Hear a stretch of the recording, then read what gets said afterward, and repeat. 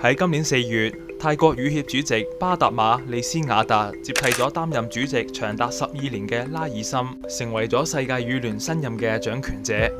喺呢個新舊領導層交替嘅重要時刻，世界羽聯公布咗一份2027至到2030年度賽事嘅計劃方案，提出對世界巡迴賽多方面嘅重大改革。係咁，呢一份方案有咩值得注意嘅呢？就等我哋嚟睇下改革嘅亮點。世界羽聯對賽事嘅唔合理規定係件老生常談嘅事，尤其係過於頻密嘅賽程令眾多球員苦不堪言。所以計劃方案嘅其中一個重點就係由2027年起，世界巡迴賽嘅整體規模將首次迎來減少，其中超級300同埋超級100嘅低級別比賽將分別從原本嘅11站同埋10站減少到8站，令世界巡迴賽總站數將會由41站縮減到36站。此外，一直被邊緣化嘅超級100級別賽事將會納入世界巡迴賽架構嘅一部分，標誌住超級100賽獲得嘅贊助同埋比賽積分都會大大提升。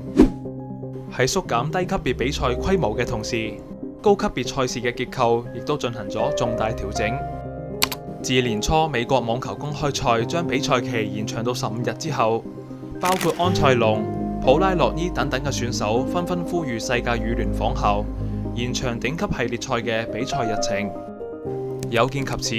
現時4個超級1000級別賽事，包括全英、馬來西亞、中國同埋印尼公開賽嘅比賽日，將會由6日增加去到11日，意味住比賽週期將會從1週延長到2週。預料可以為選手帶來更加合理嘅賽程，給予更充分嘅休息時間。除此之外，超級1000級別賽事嘅單打參賽名額將會由36個增加到48個，並引入小組賽制。預計每個單打項目將會分為16個小組，每組3名選手。選手將會通過小組賽爭取出線，進入16強嘅淘汰賽階段，同現時奧運會單打項目嘅賽制類似。呢項改革意味住世界排名較低嘅選手將會有更多機會喺超級1000級別中亮相，同頂尖選手同台競技。比賽獎金嘅提高同樣係改革嘅重點，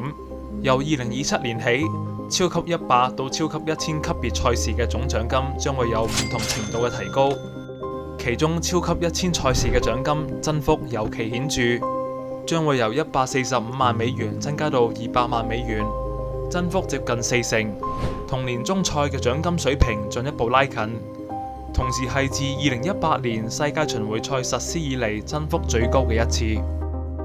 除咗賽事結構同埋比賽獎金，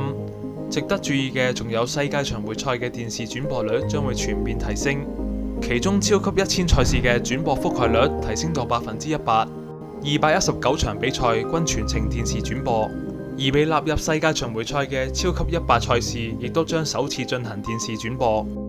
對於球員嚟講，轉播率嘅全面提升，或者可以促使鷹眼挑戰系統嘅普及，有望減少非轉播場地因為誤判而引發嘅紛爭。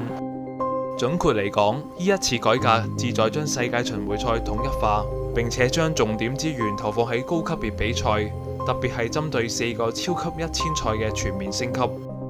而延長比賽日、縮減賽事規模等嘅措施，似乎係想向球員釋出一個訊息：世界巡迴賽將會變得更加人性化，進一步咁平衡選手嘅福祉同埋商業利益。呢啲都係我哋作為觀眾所樂見嘅。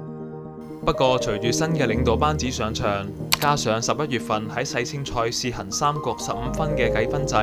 未來嘅比賽環境將會帶來更加多不確定性。球員同埋世界羽聯可唔可以達至雙贏呢？就等我哋拭目以待。對於以上嘅改革內容，你又點睇呢？